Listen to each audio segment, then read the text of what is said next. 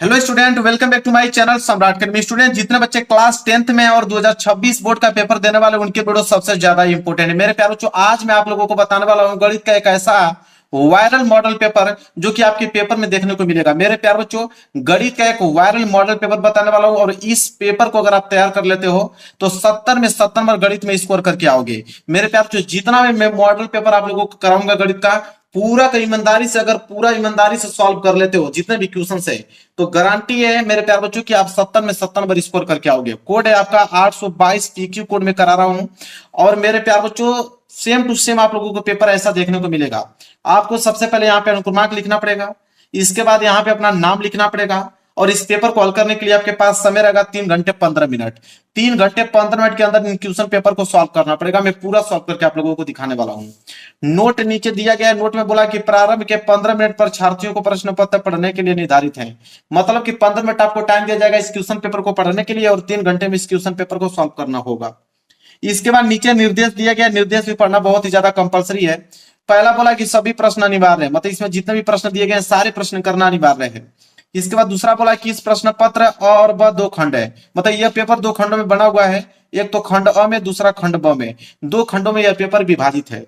इसके बाद आता है तीसरा, कह रहा है कि खंड अ में 20 अंक के, मतलब 20 बहुविकल्पीय प्रश्न आएंगे। कहने का मतलब है कि खंड में 1 अंक के 20 बहुविकल्पीय प्रश्न है। इसका मतलब है कि एक प्रश्न अगर 1 नंबर का है तो वही बात हुआ ना कि 20 प्रश्न 20 नंबर के लिए पूछा जाएगा।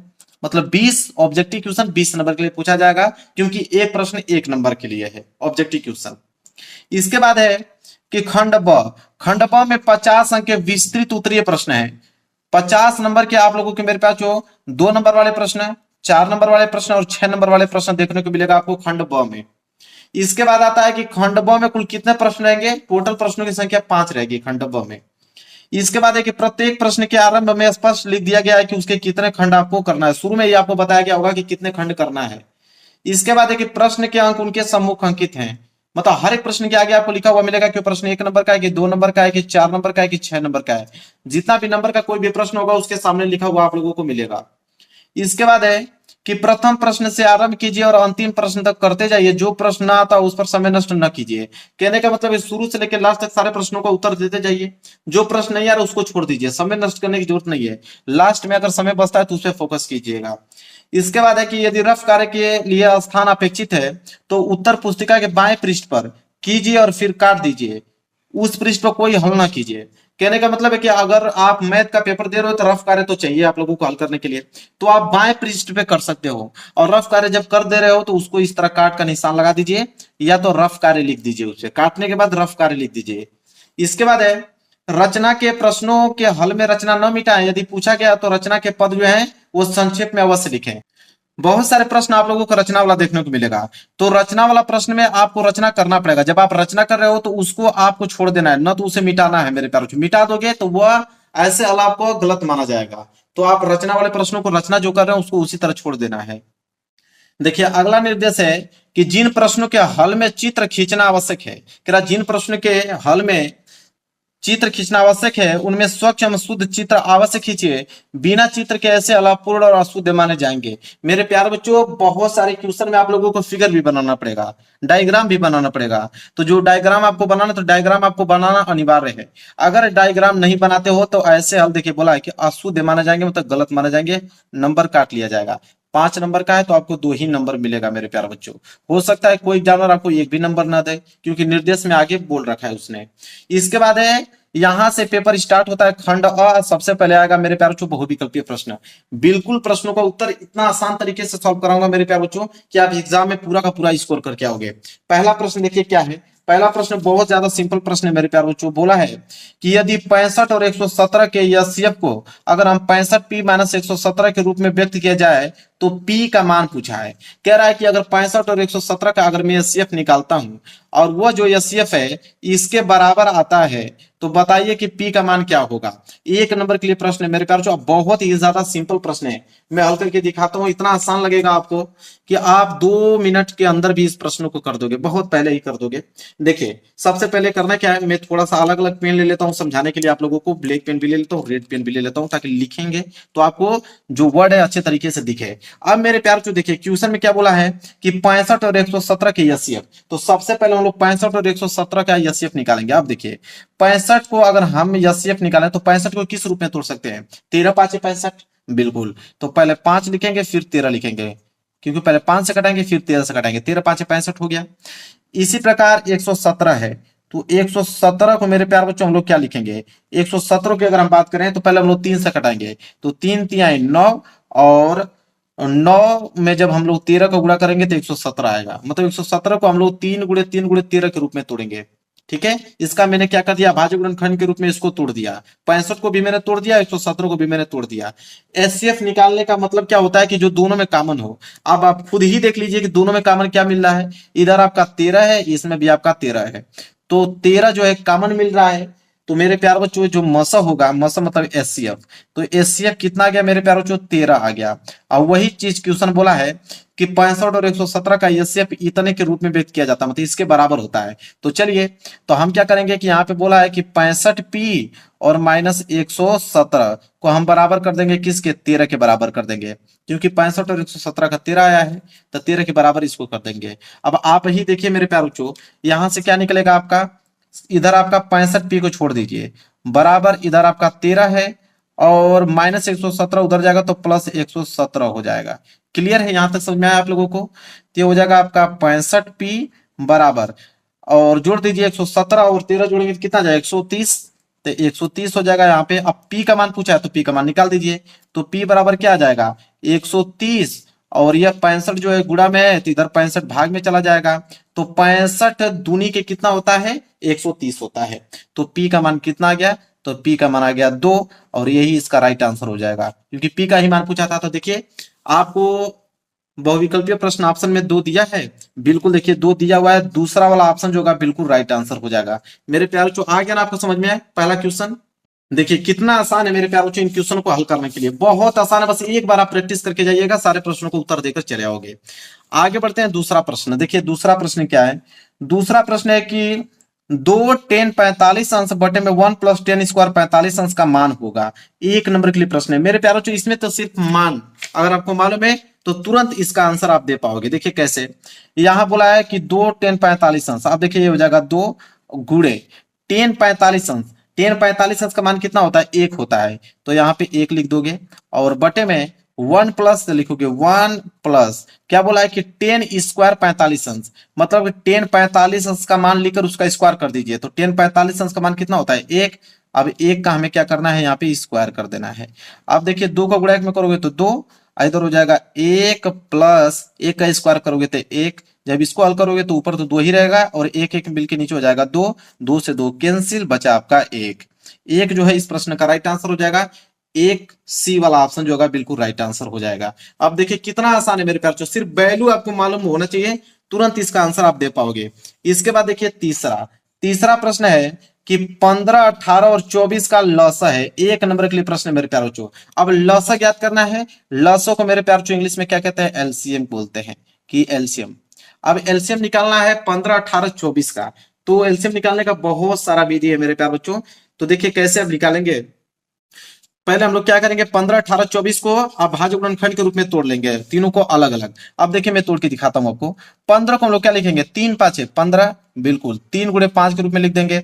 इसी तरह 18 को क्या लिखेंगे, देखिए 18 को पहले 2 से कटाएंगे, तो ये हो जाएगा 2 3 6 और 6 3 18, 2 गुणे 3 के रूप में टूटेगा। इसी तरह आपका क्या बोला है 24 को 2 से कटाएंगे तो 12 बार में, फिर 2 से कटाएंगे तो 6 बार में, 2 से कटाएंगे तो 3 बार में। बिल्कुल इसको इस प्रकार लिखेंगे, 2 गुणे 2 गुणे 2 गुणे 3, देखिए 2 दूनी के 4 दूनी के 8 3 के 24। इसको आप भाज्य गुणनखंड के रूप में तोड़ दिया। ज्ञात क्या करना था मेरे प्यार बच्चों, एलसीएम। एलसीएम मतलब लस, ठीक है, एलसीएम मतलब लसा ज्ञात करना है। तो देखिए लसा ज्ञात करने का क्या तरीका है, एलसीएम ज्ञात करने का क्या तरीका है। लसा कहता है कि जितनी भी अभाज्य संख्या है सारे अभाज्य संख्या को लिखिए।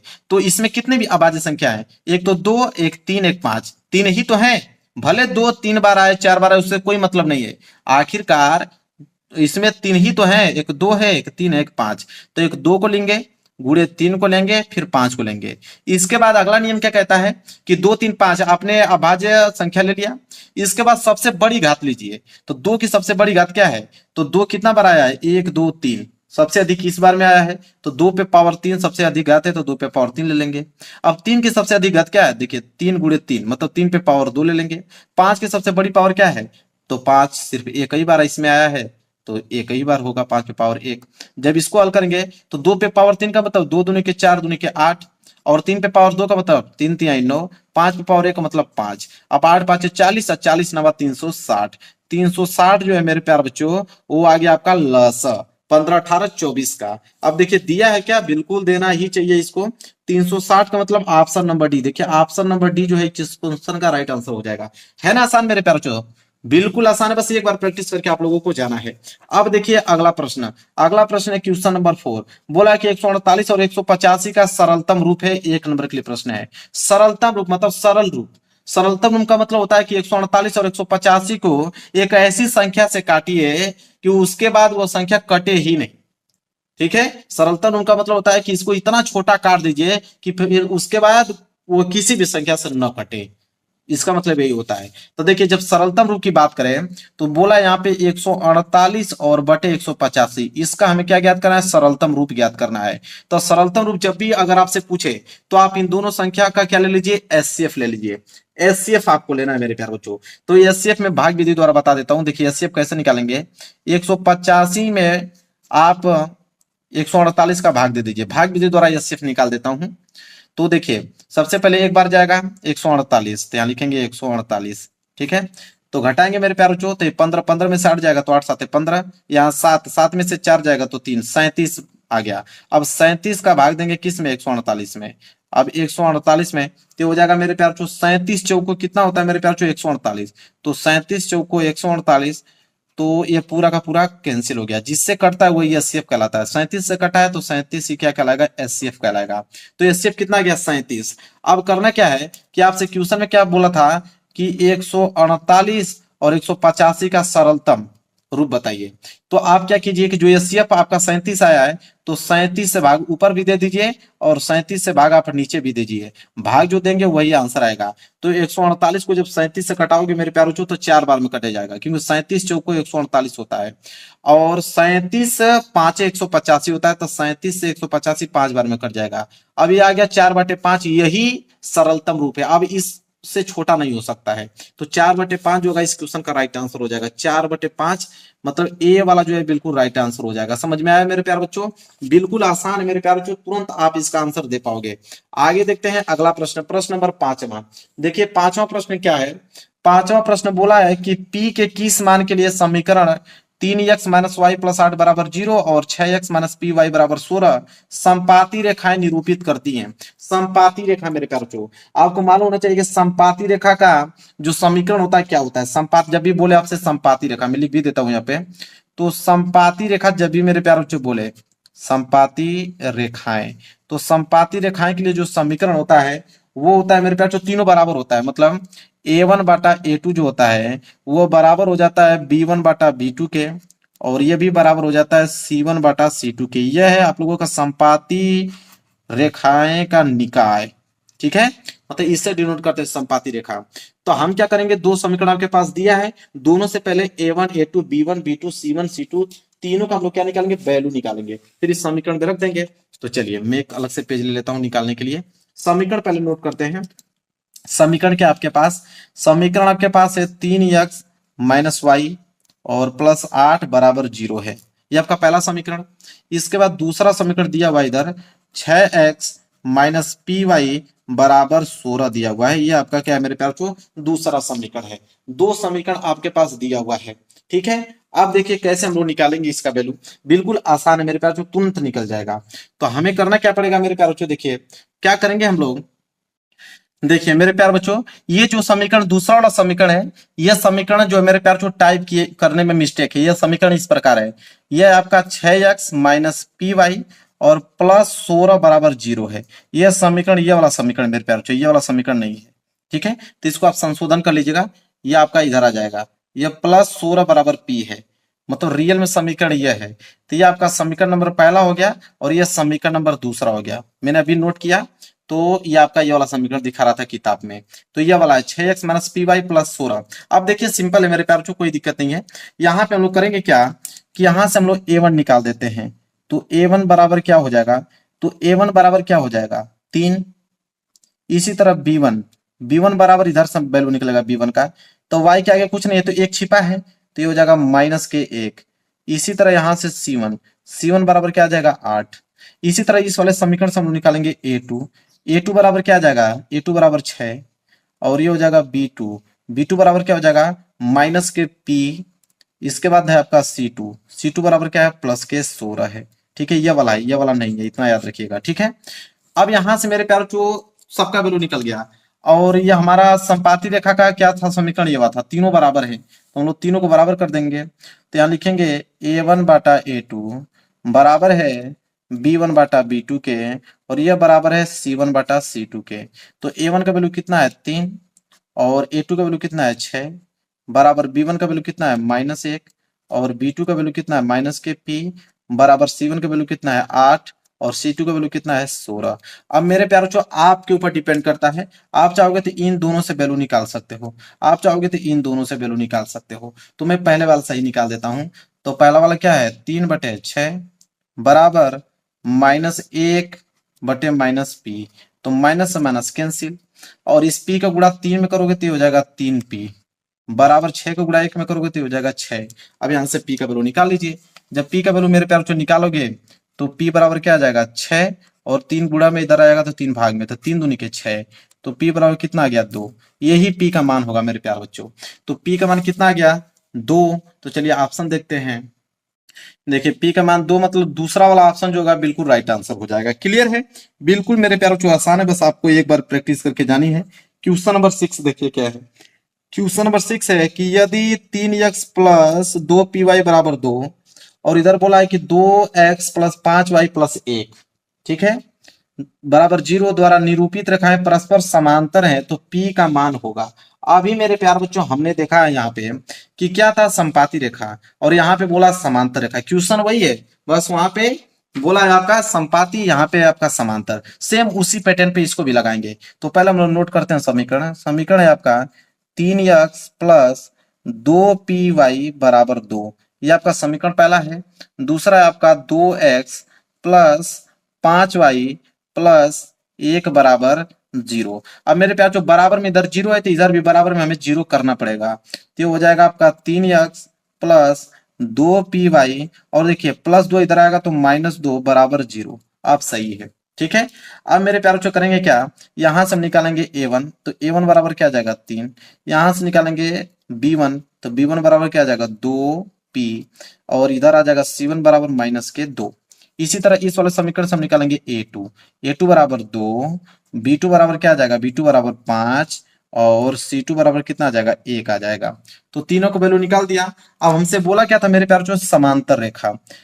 समांतर रेखा जब बोले मेरे प्यार बच्चों, तो उसके लिए निकाय क्या होता है, तो समांतर बोले जब भी मेरे प्यारे बच्चों, तो समांतर में क्या होता है कि a1 जो है a1/a2 जो होता है वो बराबर हो जाता है b1/b2 के, लेकिन ये वाला बराबर नहीं होता है c1/c2 के।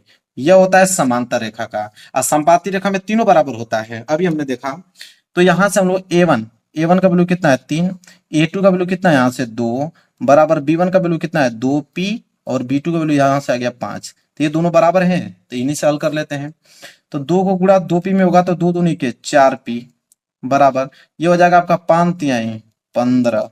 अब यहां से जब p का वैल्यू निकालेंगे तो p बराबर कितना आ जाएगा 15, और 4 गुणा में इधर आएगा तो 4 भाग में आ जाएगा। तो p बराबर कितना आ गया 15/4, और यही होगा मेरे प्यार जो आंसर p का। तो p का मान 15/4 दिया है क्या, एक नंबर के लिए प्रश्न है मेरे प्यार बच्चों 15/4, पहला ही वाला ऑप्शन जो होगा बिल्कुल राइट आंसर हो जाएगा। क्लियर है मेरे प्यार बच्चों, समझ में आ गया आप लोगों को। चलिए आगे बढ़ते हैं प्रश्न नंबर 7वें की तरफ। देखिए प्रश्न नंबर 7वां क्या है। देखिए प्रश्न नंबर 7वां भी आसान है मेरे प्यार बच्चों, कि यदि 15 cot थीटा बराबर 8, तो sin थीटा का मान पूछा है, एक नंबर के लिए प्रश्न है। ये भी प्रश्न बहुत क्लियर है। देखिए पहली बात तो यहाँ पे बोला है कि 15 cot थीटा, 15 कॉट थीटा बराबर आपको 8 दिया हुआ है। इधर पूछ रहा है कि आप बता दीजिए कि साइन थीटा का मान क्या होगा। अब हम कॉट थीटा का वैल्यू निकाल देते हैं। तो यहाँ हो जाएगा कॉट थीटा बराबर 8, ये 15 गुणा में है तो 15 जाएगा इधर, तो भाग में हो जाएगा। मतलब कॉट थीटा बराबर आ गया 8 बटे के 15, और कॉट थीटा बराबर क्या होता है, आधार बटे के लंब, तो हो जाएगा आधार बटे के लंब कॉट थीटा। और आधार मालूम चल गया 8, लंब हो गया 15, कर्ण हमको निकालना है। तो कर्ण बराबर फार्मूला होता है, कर्ण बराबर फार्मूला होता है कि करड़ी में लंब स्क्वायर प्लस आधार स्क्वायर, यह फार्मूला होता है पाइथागोरस का। तो यहां से हम लोग निकाल देंगे आसानी से। कर्ण बराबर क्या हो जाएगा, अंडर रूट में एल स्क्वायर, मतलब लंब, लंब कितना है 8, तो 8 का स्क्वायर, आधार कितना है मेरे प्यारे बच्चों, लंब हमारा 15 है मेरे प्यारे बच्चों। तो यहाँ पे गलती हो गया, 15 है तो नीचे लिख देता हूँ 15 का स्क्वायर, और आधार कितना हो गया 8 है तो 8 का स्क्वायर। क्लियर है, बाकी अंडर रूट आपके ऊपर है। तो ये हो जाएगा कर्ण बराबर अंडर रूट 15 का स्क्वायर करोगे कितना हो जाएगा 225, और 8 का स्क्वायर करोगे तो 64 हो जाएगा। क्लियर है, तो कर्ण बराबर क्या हो जाएगा 225 और 64 को जोड़ लीजिए, कितना आ जाएगा 289, बिल्कुल 289 आ जाएगा। अब कर्ण बराबर क्या हो जाएगा 289 का वर्गमूल क्या होता है 17, आपको भी मालूम है, तो 17 आ गया कर्ण का वैल्यू। तो कर्ण का वैल्यू 17 आ गया, और आधार दिया हुआ है 8, लंब दिया हुआ है 15। साइन थीटा का वैल्यू पूछा है, साइन थीटा का मान क्या होता है, लंब बटा के कर्ण होता है। तो लंब आपका कितना दिया था, लंब आपका 15, और कर्ण अभी आया है 17। तो 15/17 जो है वो साइन थीटा का वैल्यू होगा 15/17। तो देखिए 15/17 दिया है क्या, 15/17 का मतलब ऑप्शन नंबर डी वाला जो होगा बिल्कुल राइट आंसर हो जाएगा 15/17। ये भी क्वेश्चन आसान था कि नहीं, समझ में आ गया आप लोगों को। तो बिल्कुल आसान है मेरे प्यार, एक बार प्रैक्टिस करके जाइए, आप सारे प्रश्नों को उत्तर देकर आओगे। चलिए आगे बात करते हैं प्रश्न नंबर 8वां। देखिए प्रश्न नंबर 8वां क्या है मेरे प्यार बच्चों, देखिए 8वां है कि यदि त्रिभुज एबीसी तथा त्रिभुज एक्स वाई जेड दो समरूप त्रिभुज है, मतलब दो त्रिभुज हैं दोनों समरूप हैं, और बोला है कि कोण ए जो है 75 अंश और कोण वाई जो है 57 अंश हो, तो कोण सी का मान क्या होगा। मेरे प्यार बच्चों बिल्कुल आसान क्वेश्चन बोला है।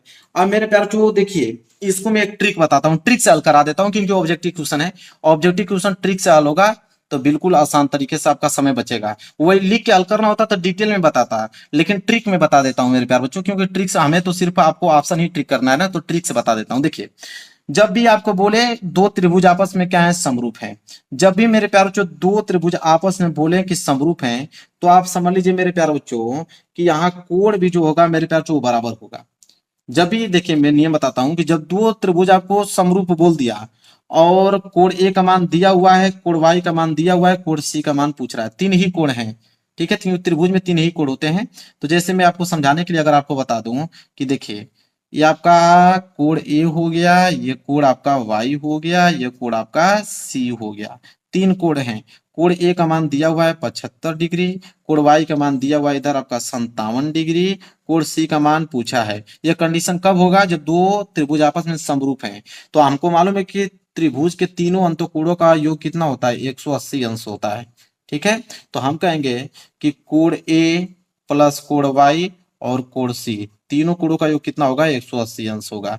और कोण ए का वैल्यू हमें 75 अंश दिया ही है, कोण वाई का मान हमें 57 अंश दिया ही है, और कोण सी का मान निकाल देंगे, और इधर आपका 180 बराबर दिया ही है। तो 75 और 57 जोड़ोगे तो कितना हो जाएगा 132, तो 132 डिग्री प्लस कोण सी बराबर 180 अंश।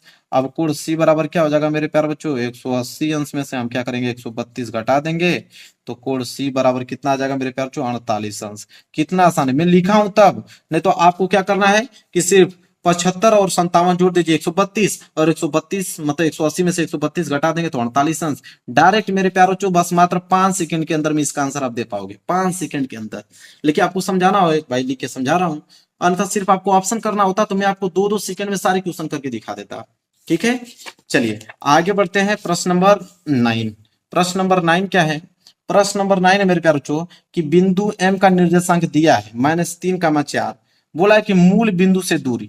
तो मूल बिंदु का निर्देशांक आपको मालूम होना चाहिए 0,0 होता है मूल बिंदु। अब मान लीजिए कि ये बिंदु एम है, और ये बिंदु कोई यहाँ मान लेते हैं कि मान लीजिए बिंदु कोई पी है, वो जो मूल बिंदु है, और मूल बिंदु का निर्देशांक 0,0 है। अब इन दोनों के बीच की दूरी ज्ञात करना है, मतलब दो बिंदुओं के बीच की दूरी का फार्मूला आपको मालूम होना चाहिए कि दो बिंदुओं के बीच की दूरी का फार्मूला क्या होता है। तो चलिए मैं बताता हूँ आप लोगों को, देखिए यहाँ पे डिटेल में इसको समझा देता हूँ। एक बिंदु एम है, और यहाँ पे मूल बिंदु है, और m का निर्देशांक दिया है -3, 4 और मूल बिंदु का निर्देशांक है 0, 0, इनके बीच की दूरी पूछा हुआ है। अब देखिए मेरे प्यारे बच्चों, इसे हम बोलते हैं x1, इसे बोलते हैं मेरे प्यारे बच्चों y1, इसे बोलेंगे x2 और इसे बोलेंगे y2। दो बिंदुओं के बीच की दूरी का सूत्र होता है करड़ी में x1 माइनस x2 का whole square plus y1 minus y2 का होल स्क्वायर। आप चाहोगे तो x2 में से x1 घटा दोगे, y2 में से y1 घटा दोगे, कोई दिक्कत नहीं होगा, फार्मूले में कोई चेंजेस नहीं होगा। चाहे आप x1 में से x2 घटाइए, चाहे x2 में से x1 घटाइए, कोई दिक्कत नहीं है। अब यहाँ पे इस फार्मूले पे बस आप लोगों को वैल्यू पुटअप करना है। x1 का वैल्यू कितना है -3, बीच में आपका माइनस है। x2 का वैल्यू कितना है 0, तो यहां से हम लोग इसका स्क्वायर कर देंगे, प्लस y1 का वैल्यू कितना है 4 माइनस y2 का वैल्यू कितना है 0, इसका स्क्वायर कर देंगे। अब ये हो जाएगा अंडर रूट में -3 और -0 -3, अब -3 का स्क्वायर करोगे तो कितना आ जाएगा +9, प्लस 4 में से 0 गया तो 4 का स्क्वायर करोगे तो कितना आ जाएगा 4 चौको 16, ठीक है। अब 16 और 9 कितना होता है 25, और 25 का वर्गमूल कितना होता है 5, तो 5 जो होगा उसका राइट आंसर हो जाएगा। तो 5 मतलब पहला वाला ऑप्शन जो होगा बिल्कुल राइट आंसर हो जाएगा। क्लियर है मेरे प्यार चो, समझ में आया आप लोगों को ना? आसान है ना, बिल्कुल आसान है मेरे प्यार चो। बस एक बार प्रैक्टिस करके जाइए ना, बिल्कुल आसान है, तुरंत इसका आंसर आप मेरे प्यार चो दे पाओगे। इसके बाद 10वां प्रश्न देख लीजिए क्या है।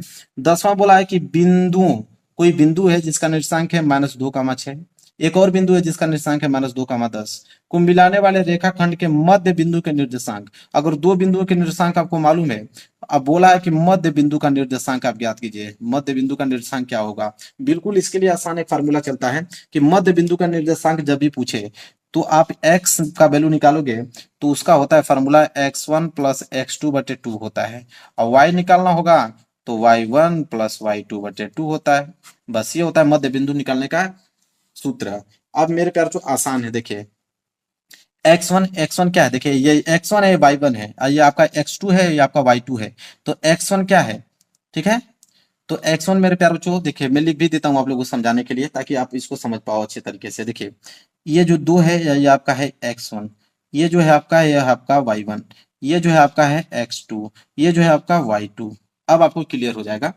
x1 का वैल्यू कितना है -2, लिखोगे -2, प्लस x2 का वैल्यू कितना है -2, कोष्टक में लिख देंगे बटे में 2, ये निकलेगा आपका x।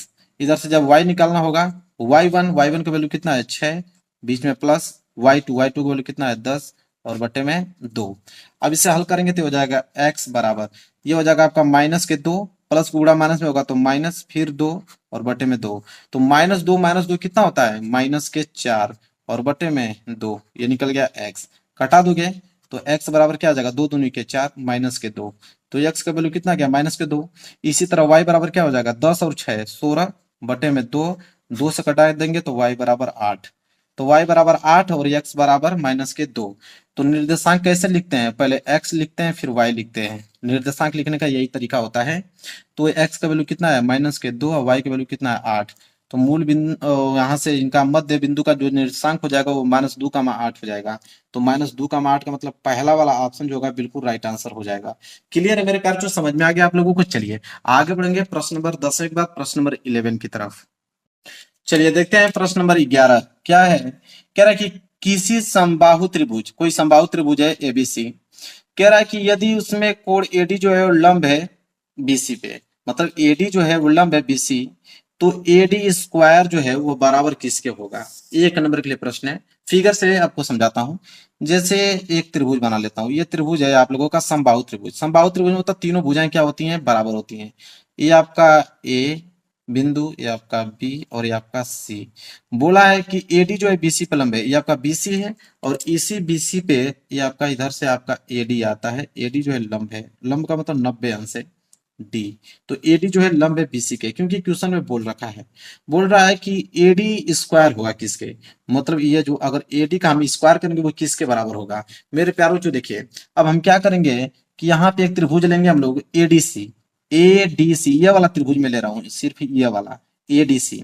तो लिखेंगे त्रिभुज एडीसी में, अगर हम त्रिभुज एडीसी की बात करें तो एडीसी में हम लोग लगाएंगे पाइथागोरस प्रमेय। क्या लगाएंगे? पाइथागोरस प्रमेय। यहाँ लिख भी देता हूं मैं, कि पाइथागोरस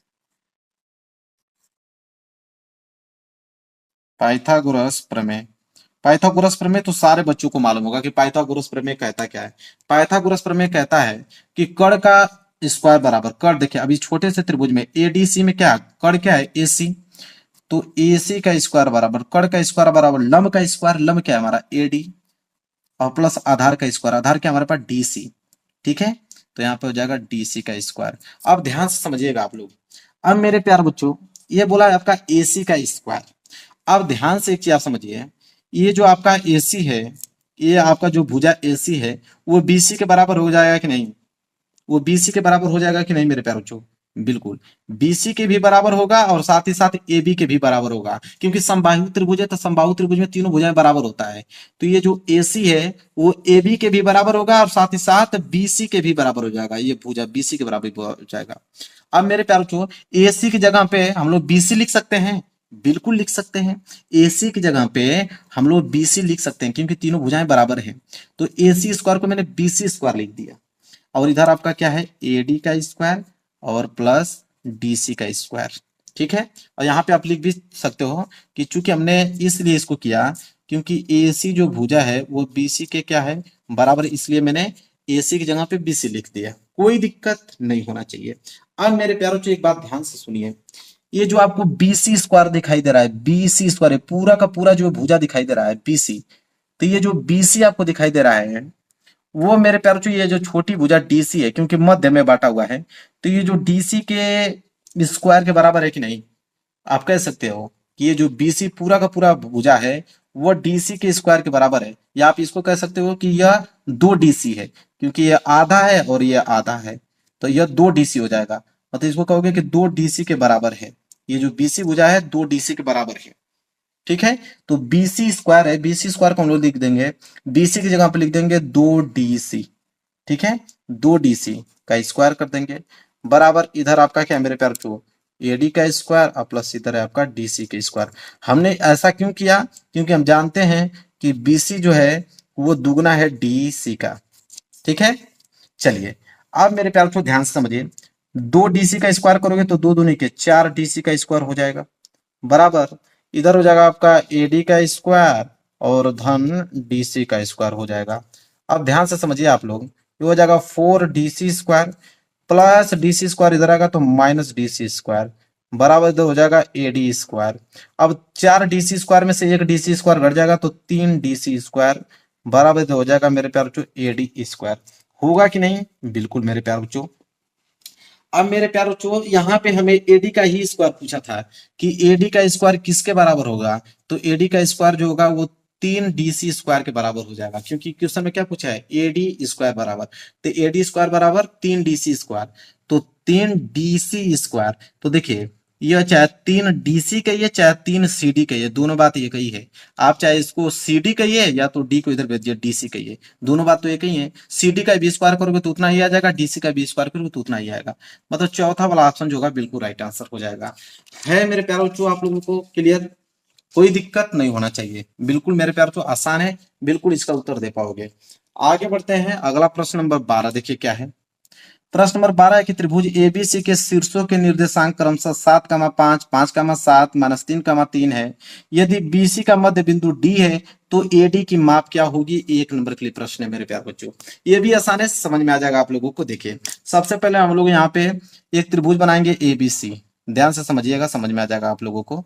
एक त्रिभुज मैंने बनाया एबीसी, देखिए त्रिभुज एबीसी है, ऊपर हो गया ए, ये हो गया आपका बी और ये हो गया सी। एबीसी एक त्रिभुज है और कह रहा है यहाँ पे मेरे प्यारे बच्चों कि यदि बीसी का मध्य बिंदु डी है तो बीसी का मध्य बिंदु यहाँ पे बीच में डी बना दूंगा और ये हो जाएगा इस पे क्या मेरे प्यारे बच्चों लंब।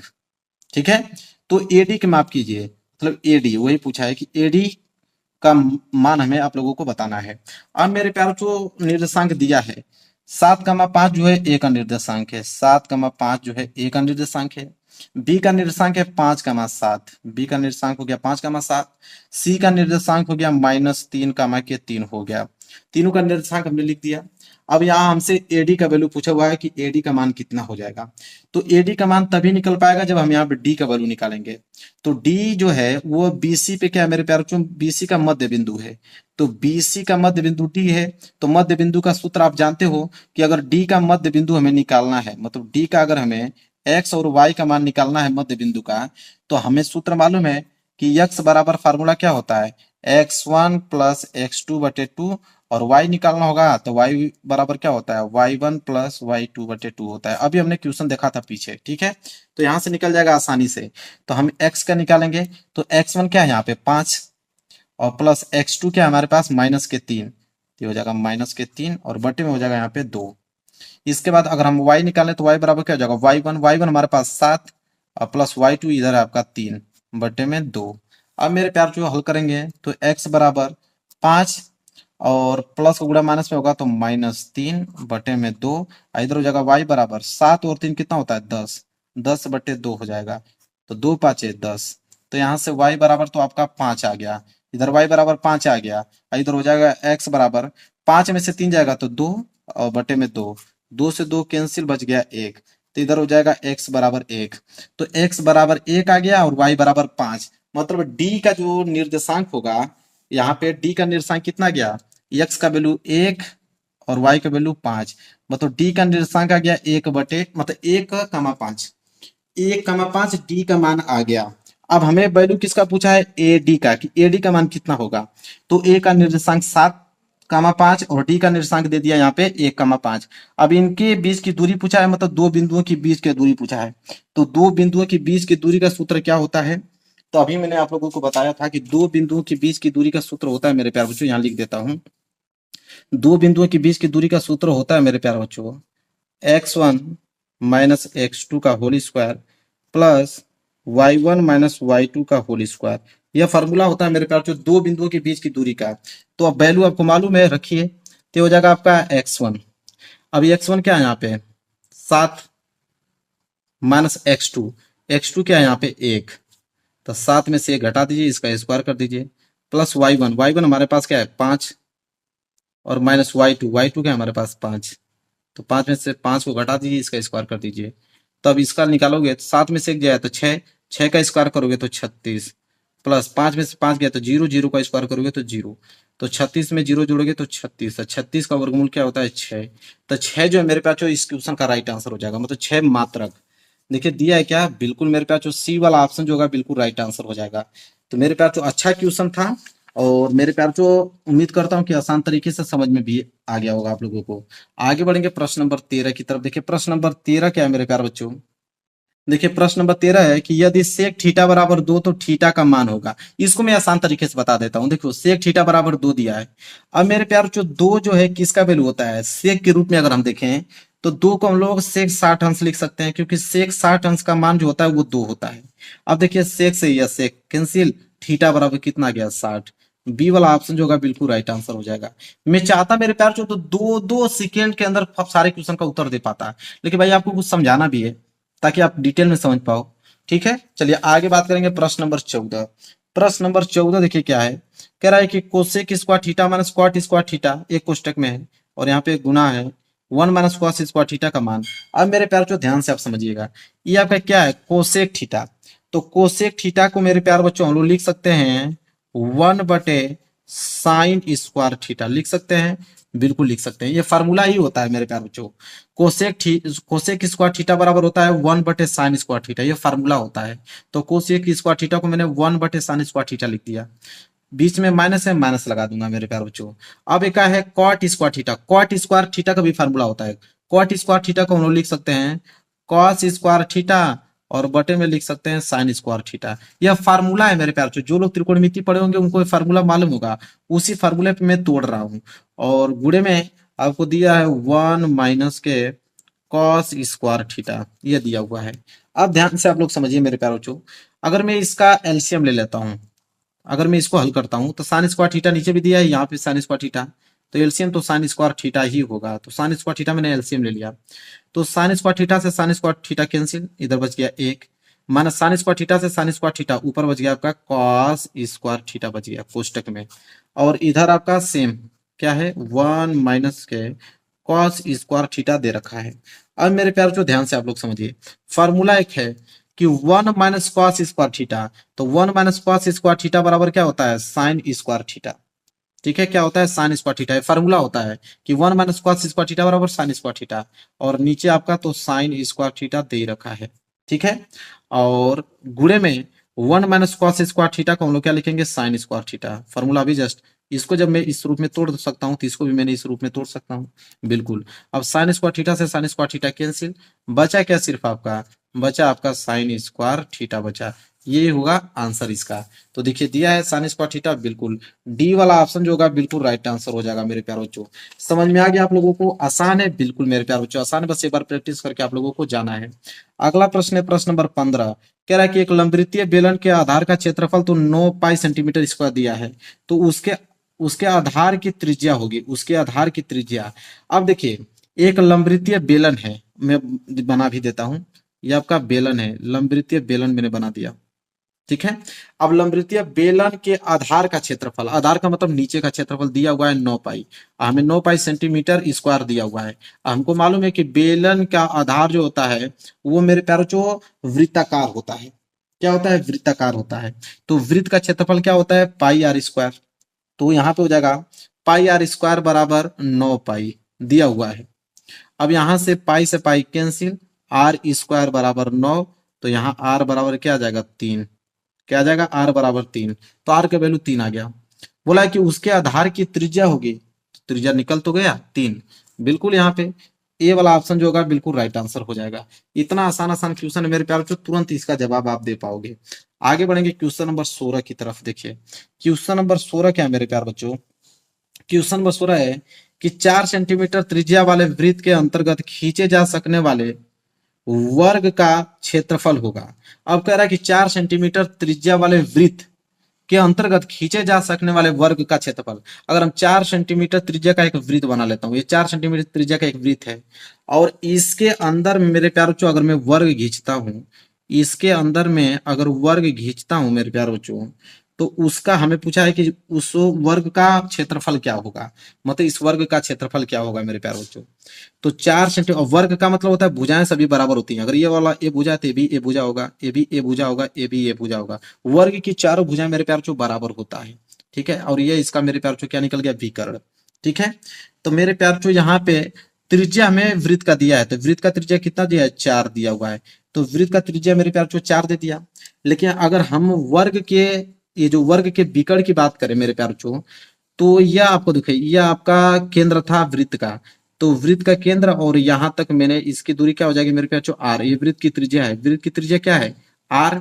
अगर मैं पूरा मिला दूं तो यह हो जाएगा आर, आर आर मिलकर हो जाएगा 2r, और 2r जो है मेरे प्यार बच्चों वो क्या हो जाएगा मेरे प्यार बच्चों, वो हो जाएगा वृत्त का और वर्ग का व्यास हो जाएगा।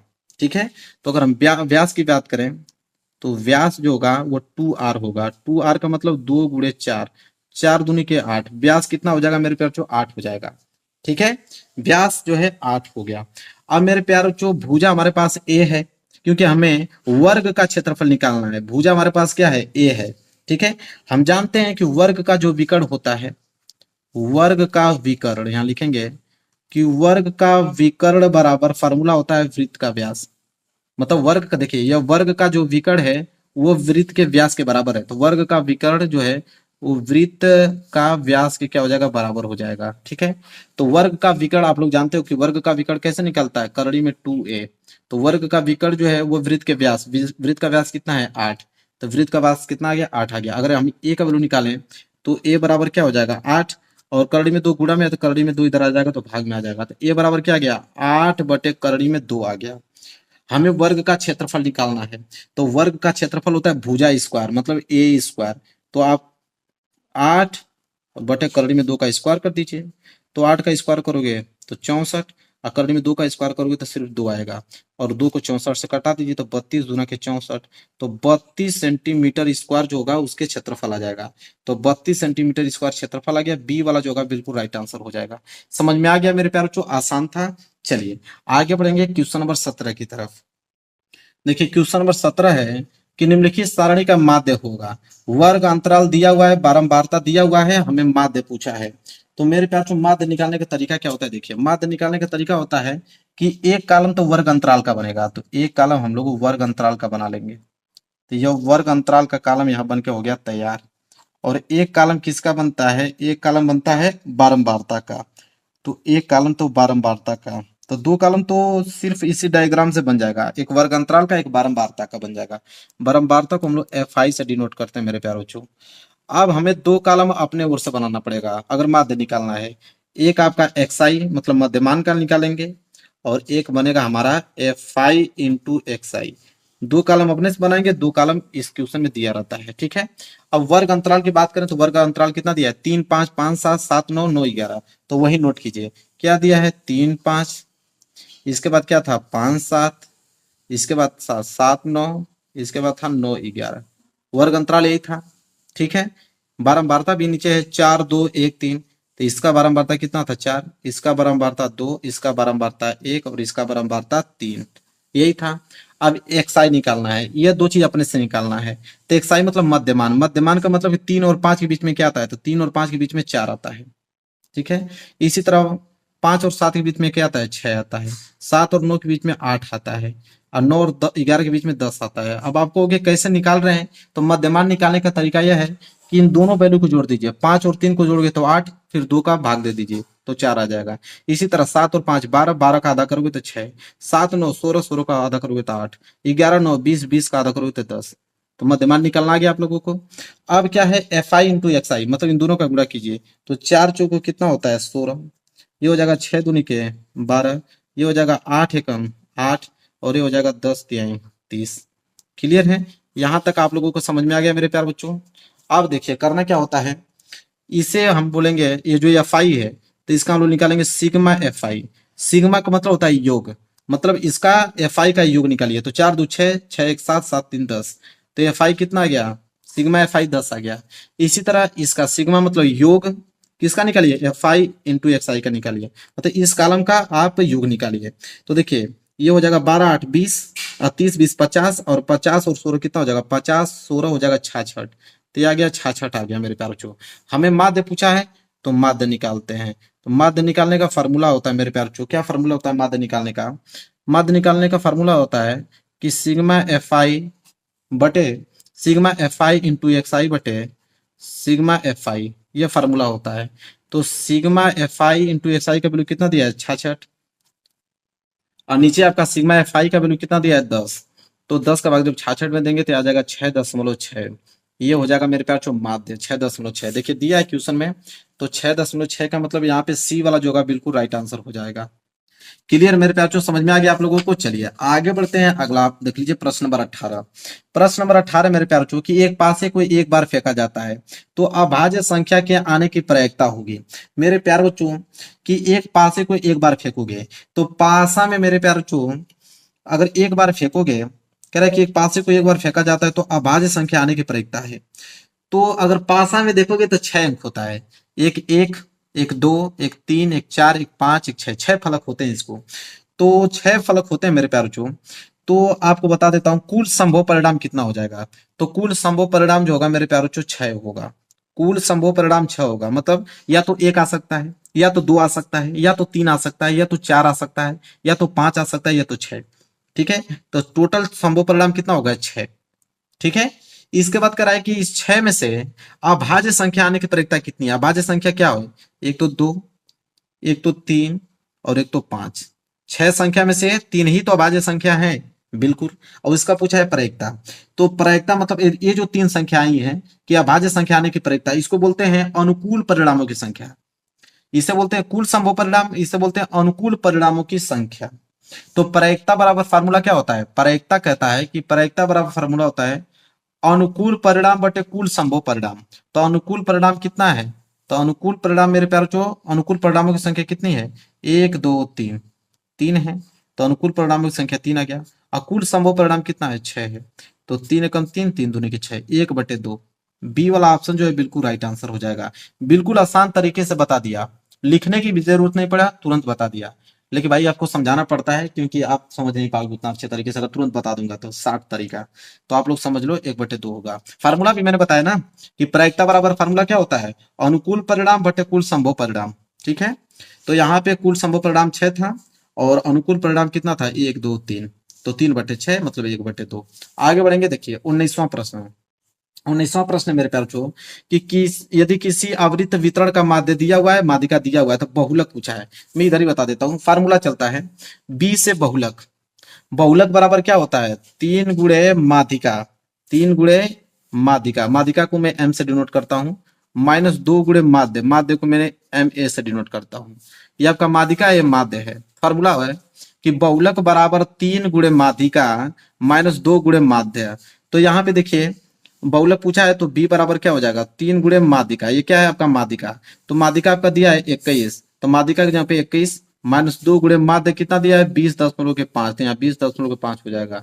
तो बहुलक बराबर ये हो जाएगा 3 एकम 3, 3 दूनी के 6, 63 माइनस 20.5 का दुगुना करोगे तो 20.5 का दूना करोगे तो 41 आ जाएगा। अब 63 में से 41 घटा दीजिए, तो 63 में से 41 घटाओगे कितना आ जाएगा 22। बहुलक कितना आ गया 22 आ गया। तो बहुलक मेरे प्यार बच्चों कितना है यहाँ पे 22 आ गया। चलिए देखते हैं दिया है कि नहीं, बिल्कुल 19 का डी वाला ऑप्शन जो होगा बिल्कुल राइट आंसर हो जाएगा। क्लियर है मेरे प्यार बच्चों।